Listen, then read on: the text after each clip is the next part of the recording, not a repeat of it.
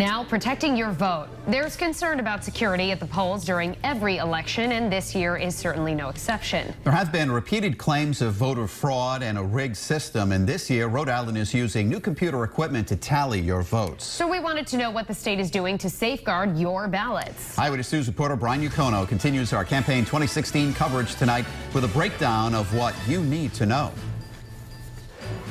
We wanted to know what safeguards are in place to protect the integrity of your vote here in Rhode Island. When you slide your ballot into one of these electronic tallying machines, you trust your vote is both being counted and counted correctly. I sat down with John Marion from good government group Common Cause Rhode Island, asking if we should be concerned about hackers accessing those results, transmitted wirelessly at the end of an election from each polling place to the Board of Elections. People should feel confident. We have an extremely transparent process for voting. Marion explains the simple fact that we use a paper ballot rather than an all-electronic system is the first step. After the 2000 hanging Chad debacle in Florida, a lot of states, he says, went to an all-electric system, but Rhode Island kept the paper ballot. Examples came up of machines being programmed wrong and people being asked to press one button and then a vote was scored for someone else. That sort of thing. We preserved our system, our paper-based system, all along. I also asked Marion about the likelihood of our system being hacked. As he explains, rather than one federal system, each state manages its own elections. And in some states, elections are managed at the county level.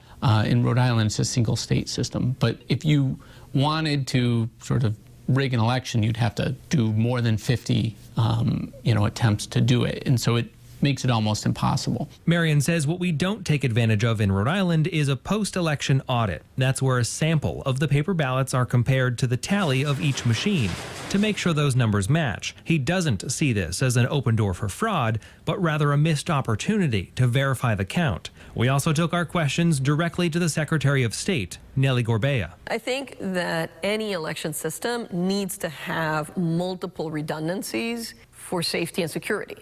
And that is what our system has. There's not any one process that can't be tampered with, but you can safeguard against that by having 4 different ways in which the votes are stored. Those 4 safeguards, according to the Secretary of State's office, include a wireless modem with a double encrypted signal for transferring data to the Board of Elections at the end of the night. Each machine has a memory stick storing the data from that specific machine. Each machine also generates a paper receipt that poll workers use to verify results. And finally, your paper ballot that could be used for verification. The most important thing in an election, other than it being fair and fast and accurate, is that people trust the results.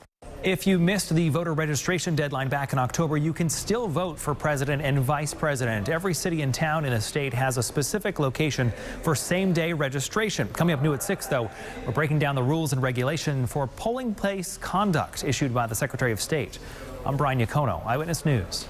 Now, protecting your vote. In the last hour, we told you that Rhode Island has equipped its new ballot tabulators with 4 different ways to store votes.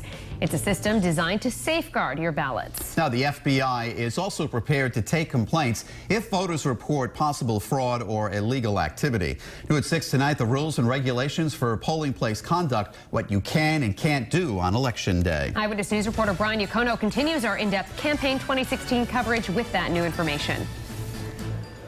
At 5, we broke down the safeguards in place to ensure the integrity of your vote. New now at 6, we've been looking through official paperwork from the Secretary of State's office, rules and regulations for polling place conduct.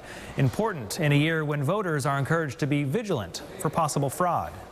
This election has included multiple claims of rigging and illegal voting, so we turned to the Rhode Island Secretary of State's office to see what protections are in place at the polls. I feel very comfortable, and I want to make sure Rhode Islanders feel comfortable in making sure that they go out and vote, because their vote will be counted if they're an eligible voter. Here are some of the people you may see working to maintain the integrity of your vote. Checkers, representatives of each recognized political party bearing credentials, maintaining a record of who has voted. Observers, a person observing the election on behalf of a party or candidate. And supervisors, they're assigned in bipartisan pairs. They're in charge of the voting list, announcing a voter's name and certifying his or her identity. While you are allowed to look out for any voting issues, legitimate efforts to interfere with the process are taken seriously. In a statement from the Department of Justice, U.S. Attorney Peter Nerona calls voting the cornerstone of American democracy, and that federal law protects against bribing voters, buying or selling votes, and protects voters from intimidation or harassment. In fact, FBI agents will be available on Election Day in every field office and resident agency to manage allegations of fraud or election abuse. We asked the FBI's Boston office how it's approaching the election and national claims of hacking. A statement from the office reads in part, "The voter system is very difficult for someone to hack into because it's so dispersed. This significantly reduces the risk of an intrusion. The FBI takes any intrusion extremely seriously. We're offering support to our state and local partners so we can equip them with the proper tools in order to safeguard their systems."